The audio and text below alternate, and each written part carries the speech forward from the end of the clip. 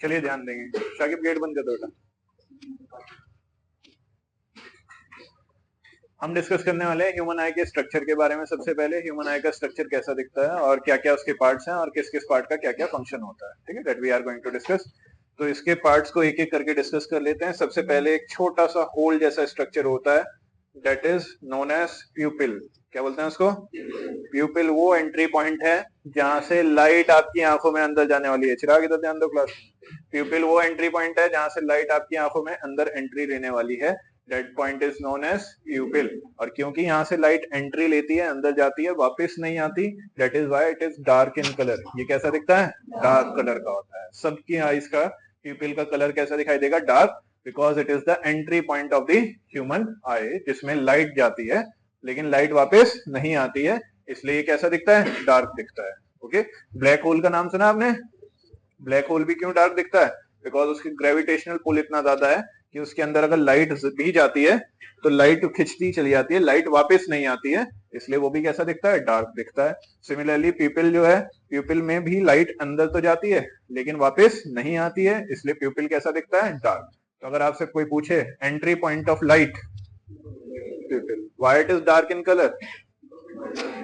Because light is entering through it and not coming back, that is why it is dark in color. Okay, प्यूपिल के size को regulate करने वाला जो होता है वो होता है आइरिस। कौन होता है? ये दिख रही है आपको, एक मेम्ब्रेन, एक डायफ्रेगम। ये जो मेम्ब्रेन है ये क्या है? ये आइरिस है जो प्यूपिल के साइज को छोटा बड़ा करती है। आइरिस का कलर अलग अलग हो सकता है, डिपेंड करता है कि किस कलर का पिगमेंट है उसमें। ओके, आपने ग्रीन कलर का आइरिस भी देखा होगा, ब्राउन भी होता है, ब्लैक भी होता है, ब्लू कलर की आइस भी होती है। देखे आपने अपने कहीं ना कहीं रिलेटिव्स में, फ्रेंडशिप में, कजन्स में कुछ ना कुछ आपने देखा होगा, किसी की आइस का कलर ग्रीन, किसी की आइस का कलर ब्राउन, किसी की आइस का कलर ब्लू भी होता है ना। तो ये अलग अलग कलर्स का हो सकता है, आइरिस अलग अलग कलर्स का हो सकता है, प्यूपिल अलग अलग कलर का नहीं होगा। प्यूपिल सब पे कैसा होगा? डार्क ही होगा, क्योंकि वो एंट्री पॉइंट है लाइट का। क्लियर? प्यूपिल के साइज को कौन कंट्रोल करता है? आइरिस। आइरिस की जो मसल्स हैं वो प्यूपिल के साइज को क्या करती हैं? कंट्रोल। क्यों? क्योंकि लाइट जो जानी है वो इसी छोटे होल के थ्रू जानी है।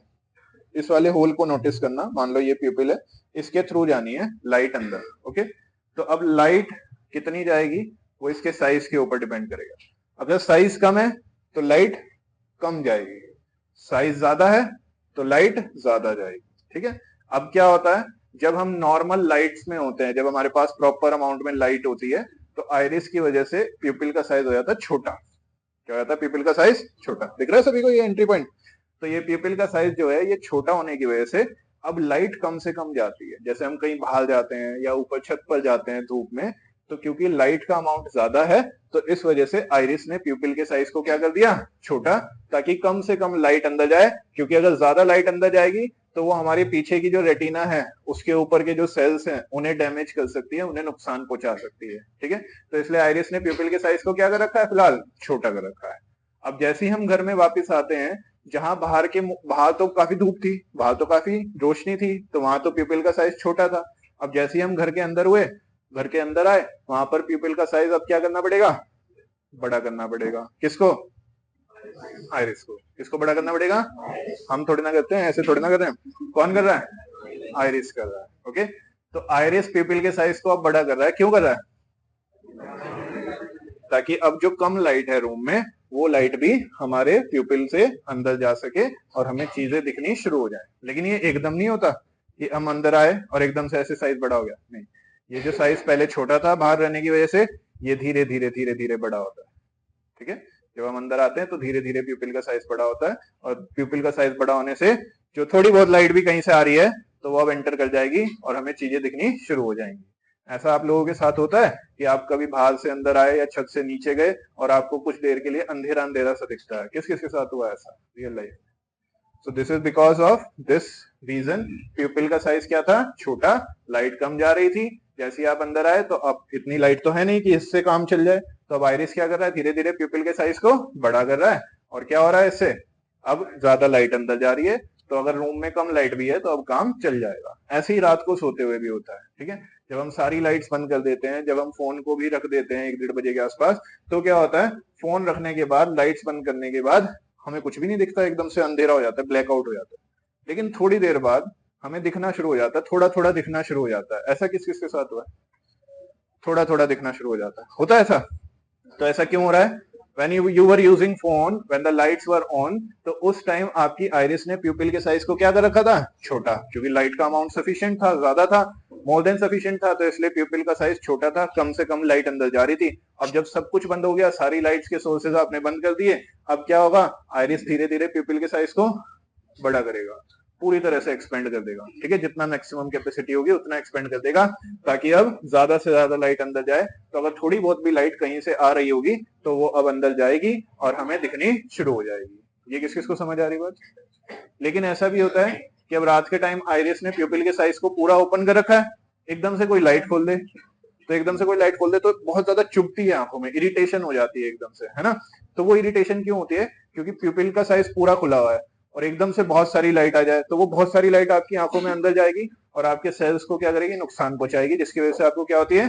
इरिटेशन होती है। ये किस किस को समझ आ रही बात? क्लियर है? इसको टॉर्चर में भी यूज करते हैं, मैंने पहले भी बताया होगा आपको। कुछ लोग इसको किस लिए यूज करते हैं? As a torture.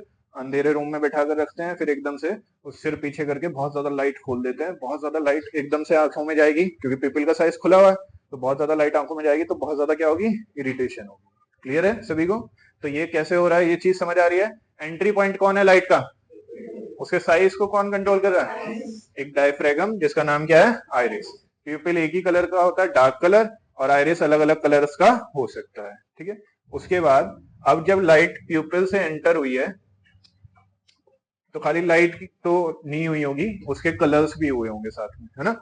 तो वो जो लाइट और कलर्स हैं वो इस प्यूपिल के थ्रू एंटर होकर इस लेंस पर आते हैं। फिलहाल हम लाइट की बात करेंगे, मेन किस पर आते हैं? लेंस पर। ये क्या कहलाता है? क्रिस्टलाइन लेंस, बिकॉज ये क्रिस्टल जैसा सा होता है, इसलिए क्रिस्टलाइन लेंस कहलाता है। एक्चुअली में इसकी शेप कॉन्वेक्स लेंस जैसी होती है, जो कि कन्वर्जिंग लेंस कहलाता है। क्या कहलाता है ये? Converging lens. तो ये जो कन्वर्जिंग लेंस है, जिसको हम कॉन्वेक्स लेंस के नाम से जानते हैं, यही हमारी आईज के अंदर प्रेजेंट होता है। तो पेपर में ऐसे भी क्वेश्चन आ सकता है एमसीक्यू एजर्शन रीजन में कि which type of lens is present in our eyes, so your answer will be convex lens. Convex lens या कॉनकेव लेंस, दो ही लेंस पढ़े हमने, तो कौन सा आंसर ठीक होगा? Convex lens. और कॉन्वेक्स लेंस को और क्या बोलते हैं? कन्वर्जिंग लेंस, ठीक है? ये लाइट रेस को क्या करता है? कन्वर्ज करता है, मिला देता है। तो जो लाइट रेस बाहर से आ रही हैं वो प्यूपिल के थ्रू एंटर होंगी, किसके पास जाएंगी? लेंस के पास। क्रिस्टलाइन लेंस क्यों बोल रहे हैं? क्योंकि ये जेली जैसा, क्रिस्टल जैसा ही होता है, कॉन्वेक्स शेप होती है इसकी, और कॉन्वेक्स लेंस लाइट रेस को क्या करता है? कन्वर्ज करता है, इकट्ठा कर देता है, ठीक है? कैसे इकट्ठा कर देता है? जैसे ये तीन लाइट रेज आई जो रेड कलर से मैंने मार्क किए हैं, रेड कलर विजिबल हो रहा है सभी को पीछे तक? बोलो यस और नो। ठीक है, तो ये जो आपको रेड कलर से मैंने लाइट्स को मार्क करके दिखाया है, ये लाइट रेज आई, क्रिस्टलाइन लेंस पर आई, जो कि कॉन्वेक्स शेप में था, जो कि कन्वर्जिंग लेंस है, जो कि लाइट रेज को क्या करेगा? कन्वर्ज। तो ये लाइट रेज को कन्वर्ज करना शुरू कर देता है, और कहाँ कन्वर्ज करता है? एक स्क्रीन पर, जिसका क्या नाम है? रेटिना, ठीक है? तो लाइट रेज एंटर कहां से होती हैं? प्यूपिल के साइज को कौन कंट्रोल करता है? प्यूपिल से एंटर होकर लाइट रेज किसके पास जाएंगी? क्रिस्टलाइन क्यों बोल रहे हैं? क्योंकि क्रिस्टल जैसा है, जेली जैसा स्ट्रक्चर होता है। किस शेप में होता है? नेचर कैसा है इसका? लाइट रेस को क्या करेगा? किस स्क्रीन के ऊपर? कौन सी स्क्रीन के ऊपर? रेटिना नाम की जो ये स्क्रीन है, it has many special photo sensitive sales. इसके पास क्या होते हैं? Photo sensitive sales. Photo word किसके लिए आता है? लाइट के लिए। तो ऐसे सेल्स होते हैं जो कि लाइट सेंसिटिव होते हैं, लाइट को डिटेक्ट कर सकते हैं, लाइट और कलर को डिटेक्ट कर सकते हैं। स्पेशली दो तरह के सेल्स होते हैं, एक रोड शेप और एक कोन शेप।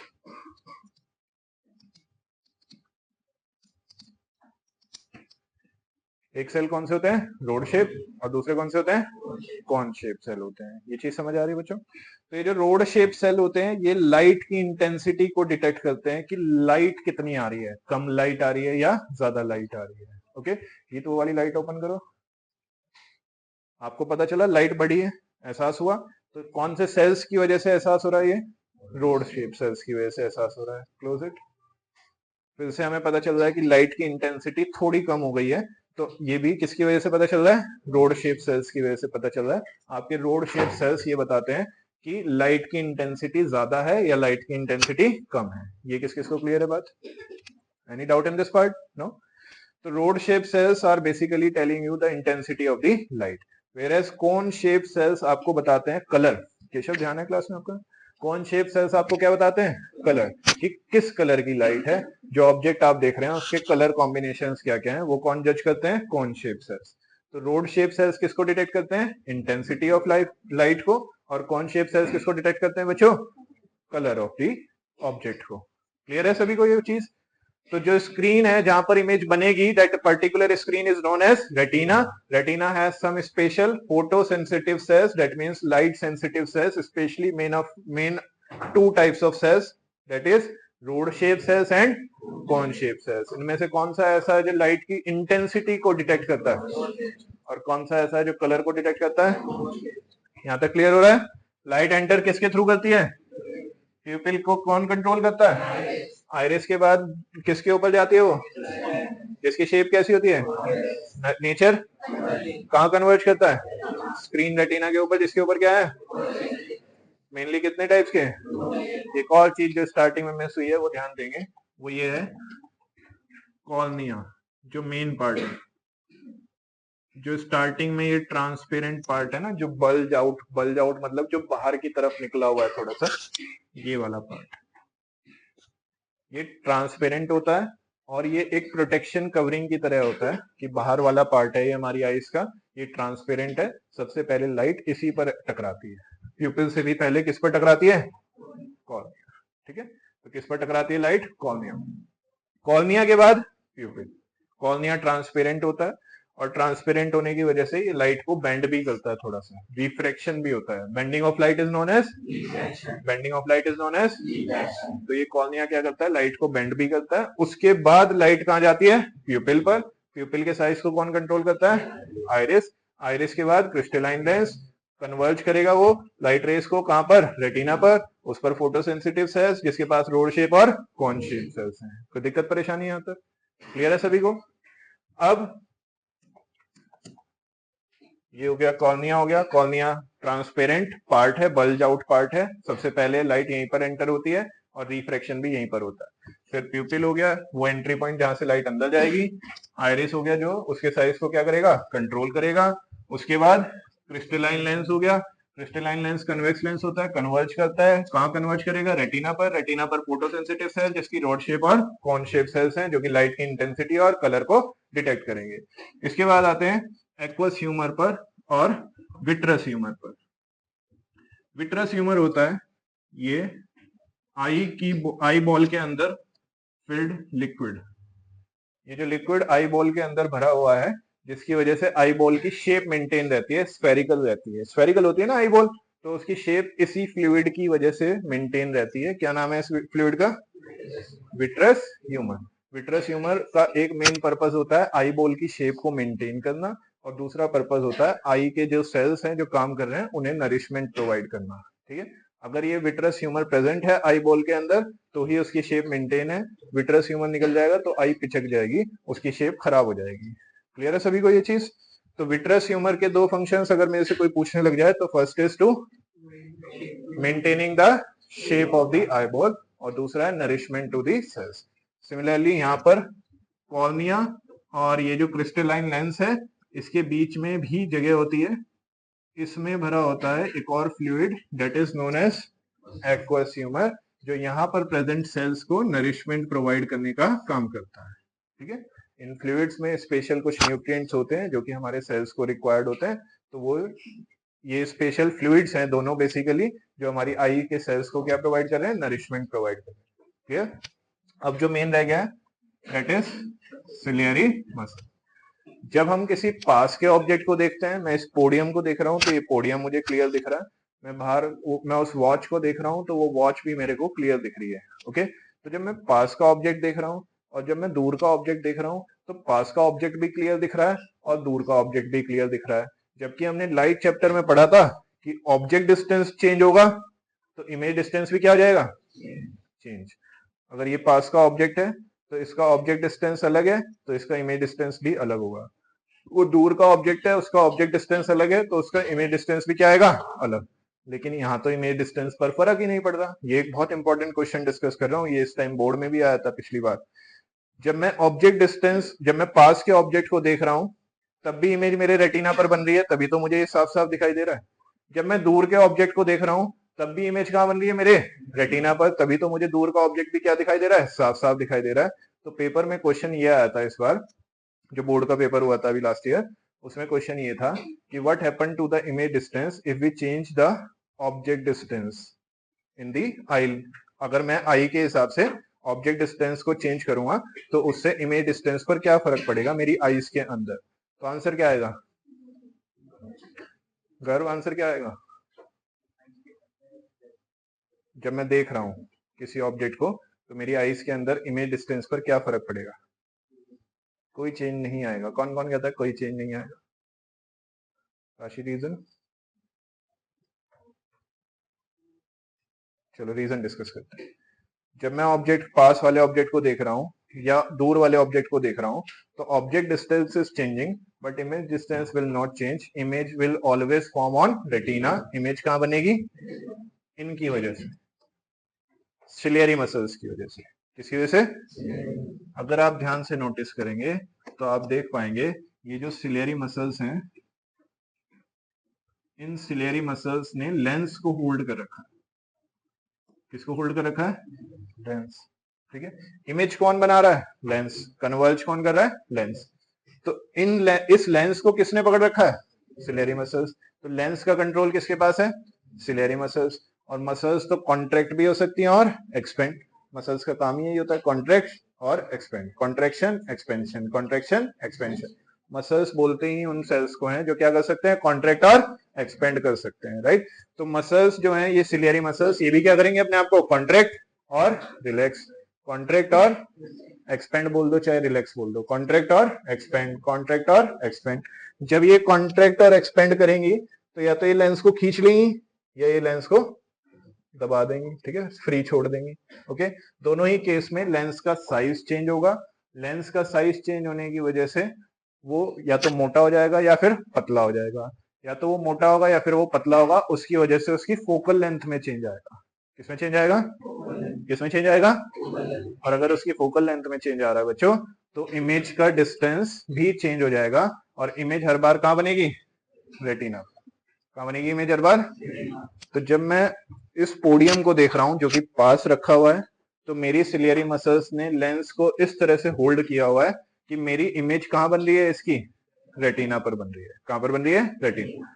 जब मैं उस वॉच को देख रहा हूं तो उस वॉच, जब ऑब्जेक्ट डिस्टेंस बढ़ गया तो अब मेरी सिलियरी मसल्स ने लेंस को इस तरह से चेंज किया कि अभी भी लेंस कहां बना रहे हैं? इमेज रेटिना पर। तो जब मैं पास के ऑब्जेक्ट को देखता हूं या दूर के ऑब्जेक्ट को देखता हूं तो मेरी सिलियरी मसल्स अपने आप को या तो खींचती हैं या रिलैक्स छोड़ती हैं, जिसकी वजह से लेंस की फोकल लेंथ में चेंज आता है, लेंस की पावर में चेंज आता है और इमेज कहां बनती है? फिर से कहां बनती है? तो इमेज हर बार कहां बनेगी? रेटिना पर बनेगी, तभी तो मुझे क्लियर दिखाई देगी। समझ आ रही बात? तो रेटिना पर ही इमेज बने, ये जिम्मेदारी किसकी है? सिलियरी मसल्स की। किसकी जिम्मेदारी है ये? सिलियरी मसल्स या तो अपने आप को कॉन्ट्रैक्ट करेंगी या अपने आप को रिलैक्स करेंगी, जिसकी वजह से लेंस का साइज चेंज होगा। लेंस या तो मोटा हो जाएगा या पतला हो जाएगा। किस केस में मोटा, किस केस में पतला, अभी आगे देखेंगे, उसको लिखेंगे भी। फिर लेंस जब मोटा या पतला हो जाएगा तो उसकी फोकल लेंथ चेंज हो जाएगी। उसकी फोकल लेंथ चेंज हो जाएगी तो उसका पावर चेंज हो जाएगा। क्या चेंज हो जाएगा? और पावर चेंज होने की वजह से हर बार इमेज कहां बनेगी? रेटिना पर। कहां बनेगी इमेज? रेटिना। जब मैं पास का ऑब्जेक्ट देखूंगा, दूर का ऑब्जेक्ट देखूंगा तो मेरी सिलियरी मसल्स अपने आप को चेंज करेंगी। सिलियरी मसल्स से जुड़ा हुआ लेंस चेंज होगा, लेंस की वजह से उसकी फोकल लेंथ चेंज होगी, फोकल लेंथ की वजह से उसकी पावर चेंज होगी, पावर चेंज होने के बाद हर बार इमेज कहां बनेगी? रेटिना पर। ठीक है, इसी पावर को हम बोलते हैं पावर ऑफ एकोमोडेशन। क्या बोलते हैं इसको? क्या बोलते हैं इसको? ये जो चीज है ना कि हम पास का ऑब्जेक्ट भी क्लियर देख पा रहे हैं और दूर का ऑब्जेक्ट भी क्लियर देख पा रहे हैं, ये क्या चीज है? ये है पावर ऑफ एकोमोडेशन। क्या ये कौन कंट्रोल करता है? ये सिलियरी मसल्स। तो ये बोर्ड में आया हुआ क्वेश्चन है जो मैंने अभी आपसे डिस्कस किया और अभी आया था, पिछले साल के पेपर में ही था ये, कि अगर ऑब्जेक्ट डिस्टेंस चेंज करेंगे तो इमेज डिस्टेंस पर क्या फर्क पड़ेगा? There will be no change on the image distance because ciliary muscles will change itself due to the focal length of the lens will change and due to which power of the lens will change and again all the time image will be formed on retina. Image always formed on retina. Image कहाँ बनेगी हर बार? ये किसको समझ आ रही है? Any doubt anyone till now? No doubts? ठीक है. Next thing ये हो गया. अच्छा एक और चीज इसी में इंपॉर्टेंट आपसे डिस्कस करूंगा. सिलियरी मसल्स कितना भी अच्छा काम कर रही हो लेकिन है तो ये मसल्स ही. क्या ये मसल्स? और जैसे जैसे हमारी एज बढ़ती है वैसे वैसे हमारी मसल्स क्या होती जाती हैं? ये पता है सभी को. जब हमारी बॉडी के सारे मसल्स वीक हो जाती हैं तो सिलियरी मसल्स भी वीक हो जाएगी और सिलियरी मसल्स वीक हो जाएगी तो हमारी पावर ऑफ एकोमोडेशन जो है वो कम हो जाएगी. तो इमेज जो रेटिना पर बननी चाहिए वो रेटिना पर नहीं बनेगी, जिसकी वजह से हमें इमेज कैसी दिखाई देगी? ब्लर. या तो रेटिना से आगे बनेगी या रेटिना के पीछे बनेगी. तो इमेज कैसी दिखाई देगी? ब्लर. तो हमारा जो विजन है वो उसकी जो पावर है वो थोड़ी कम हो जाती है एज के साथ साथ, क्योंकि सिलियरी मसल्स क्या है? मसल्स हैं. जैसे जैसे एज बढ़ती है वैसे वैसे मसल्स की पावर कम हो जाती है तो सिलियरी मसल्स की पावर भी कम हो जाएगी तो वो लेंस को ज्यादा चेंज नहीं कर पाएंगी, जिसकी वजह से हमें देखने में दिक्कत होती है. या तो पास का देखने में दिक्कत आ जाती है या दूर का देखने में दिक्कत आ जाती है, लेकिन ओल्ड एज में ये दिक्कतें जनरली देखने को मिल जाती है. ये किसको समझ आ रही बात? क्लियर है? ओल्ड एज में ऐसा क्यों हो रहा है? Because power of accommodation is controlled by ciliary muscles और सिलियरी मसल्स जो है वो वीक पड़ गई एज के साथ साथ, और सिलियरी मसल्स अगर एज के साथ साथ वीक पड़ गई तो वो पावर उतनी लेंस की चेंज नहीं कर पा रहे हैं, जिसकी वजह से इमेज रेटिना पर नहीं बन पा रही है और इमेज रेटिना पर नहीं बनेगी तो हमें ब्लर दिखाई देगी. ठीक है, हमारे विजन में प्रॉब्लम आएगी. ब्लर का मतलब होता है थोड़ी धुंधली दिखाई देगी. ठीक है. अब रेटिना के पास जो फोटो सेंसिटिव सेल्स थे, जो लाइट सेंसिटिव सेल्स थे, जिसमें रोड शेप और कॉन शेप सेल्स आते हैं, ये लाइट को और कलर को डिटेक्ट कर चुके हैं कि ये लाइट है और ये कलर है, मतलब ये इंटेंसिटी है और ये उसका कलर है. अब वो इंफॉर्मेशन आई से किसके पास जानी चाहिए? किसके पास जानी चाहिए? तो ब्रेन के पास सारी इंफॉर्मेशन पहुंचाने के लिए जो स्पेशल नर्व है, that particular nerve is known as optic nerve. उस नर्व को हम क्या बोलते हैं? Optic nerve. तो ब्रेन के पास इस सारी इंफॉर्मेशन को जो रेटिना के सेल्स ने कलेक्ट की है, that information has to be sent to brain. तो वो ब्रेन तक किसके थ्रू जाएगी? Optic nerve. तो optic nerve is that particular nerve through which information, जो विजिबल इंफॉर्मेशन है, it will go to the brain. Brain उस इंफॉर्मेशन को रीड करेगा कि लाइट की इंटेंसिटी कैसी है, लाइट का कलर कैसा है, कितना उसका इफेक्ट आ रहा है, कैसे आ रहा है, और फिर ब्रेन उसको सीधा भी करेगा, क्योंकि अभी इमेज रियल एंड इन्वर्टेड बन रही है. स्क्रीन पर बनने वाली इमेज को हम क्या बोलते हैं? स्क्रीन पर बनने वाली इमेज का नेचर कैसा होता है? रियल एंड कैसा होता है? Real and inverted. मतलब उल्टी. कैसे बन रही है इमेज? उल्टी बन रही है. तो ब्रेन तक इंफॉर्मेशन जो जाएगी वो उल्टी इमेज की जाएगी, फिर ब्रेन उसको क्या करेगा? इंटरप्रेट करके सीधा करेगा अपने आप. ओके.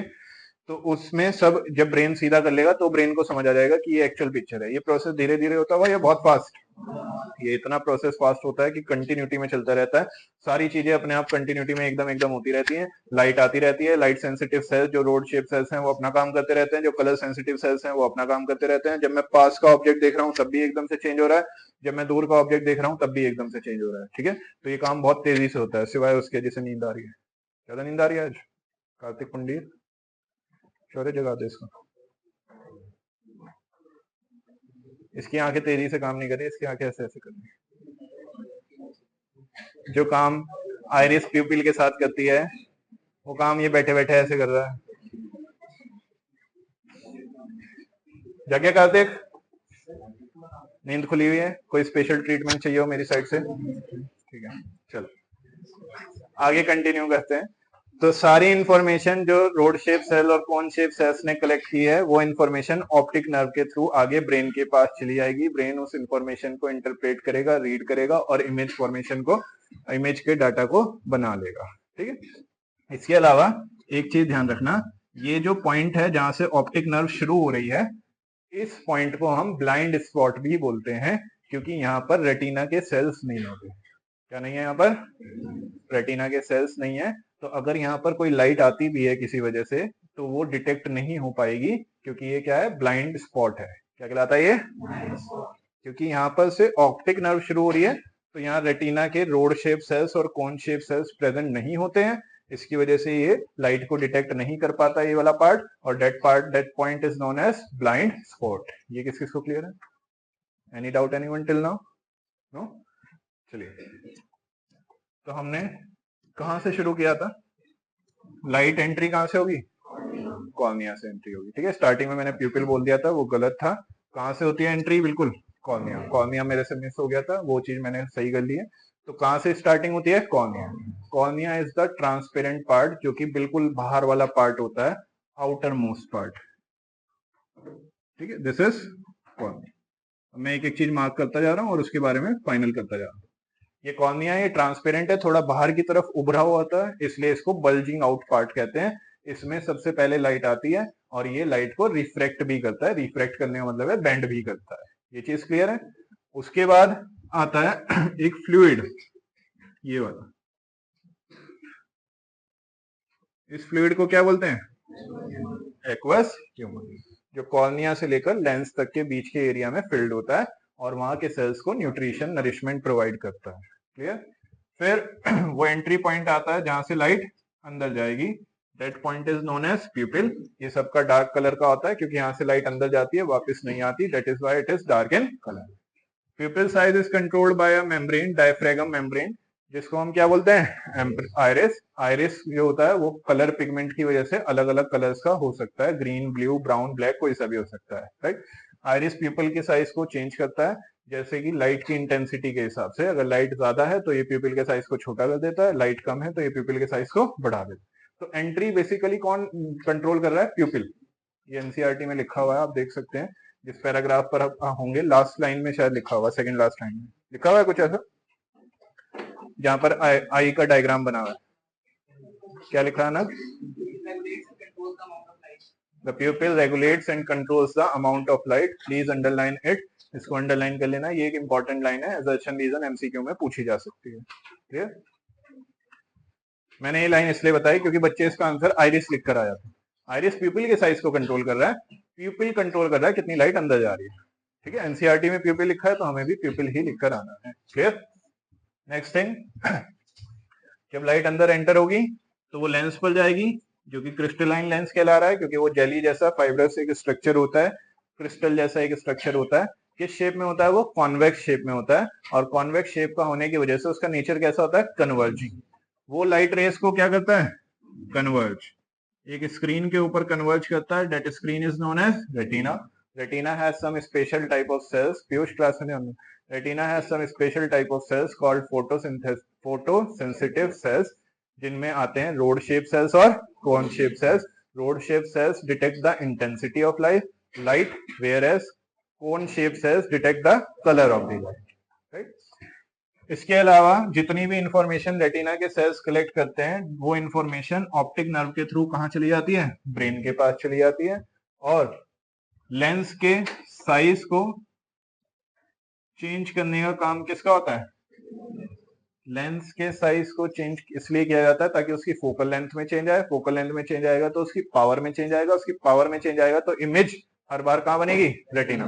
तो चाहे ऑब्जेक्ट पास हो चाहे ऑब्जेक्ट दूर हो, जब भी आप किसी ऑब्जेक्ट को देखेंगे तो उसकी इमेज हर बार कहां पर बनेगी? रेटिना पर। इस पावर को हम क्या बोलते हैं? पावर ऑफ, क्या बोलते हैं? क्या एक फ्लूइड भी भरा रहता है यहाँ बीच में? That fluid is very important, name is vitreous humour. Vitreous humour का काम होता है to maintain the shape of the eyeball, और दूसरा nourishment of the eye cells. Am I clear? Is there any doubt anyone? No? NCERT में देखो, वहां पर इसका आई बॉल का डायग्राम दिया गया है फर्स्ट पेज पर, इसका साइज भी दिया है। कितना है? 2.3 सेंटीमीटर इन डायमीटर। तो इसका लगभग साइज कितना रहता है? 2.3 सेंटीमीटर इन। तो अगर दिया है तो याद रखना है, पेपर में पूछा जा सकता है। क्लियर है सभी को? यहां तक क्लियर है? Any doubt anyone? तो ह्यूमन आई वाला हमने पूरा ये पार्ट याद रख लिया। ये सीधा सीधा 5 नंबर में आपके पास क्वेश्चन आ सकता है। डिफाइन ह्यूमन आई, या define the function of each part of the human eye, okay, या write a short note on human eye, या explain each part of the human eye and its function. इस तरह से कोई भी question आ सकता है। ये चीज क्लियर हो रही है सभी को? एक बार इस पूरे पैराग्राफ को नेक्स्ट पेज पे येलो बॉक्स है वहां तक पढ़ लो सारा, स्टार्टिंग से लेकर जहां पर ह्यूमन आई हेडिंग है ना एनसीईआरटी में, वहां से स्टार्ट करेंगे और एंड तक पढ़ लेंगे, और उन पॉइंट्स को मार्क करेंगे जो अभी हमने क्लास में डिस्कस नहीं किए। ठीक है, जहां से ह्यूमन आई हेडिंग है वहां से पढ़ना शुरू करना है, और नेक्स्ट पेज पर येलो बॉक्स से पहले तक पढ़ना है, येलो बॉक्स से पहले वाले तक पढ़ना है, ठीक है। और उन पॉइंट्स को मार्क करना है स्पेशली जो अभी हमने क्लास में डिस्कस